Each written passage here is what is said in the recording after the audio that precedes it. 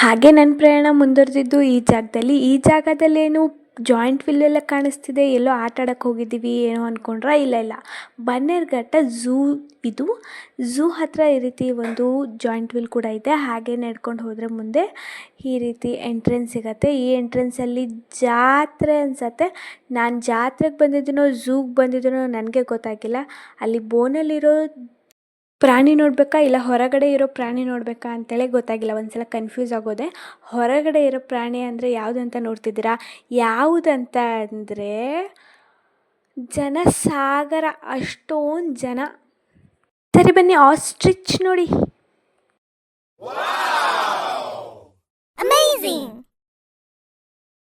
ಹಾಗೆ ಅಲ್ಲಿ ನೋಡಿ ಹೈನಾ.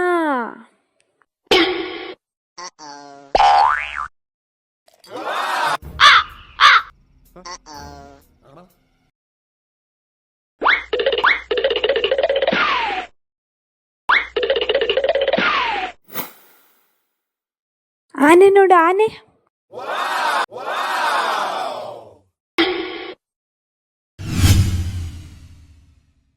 ಚೀತಾ.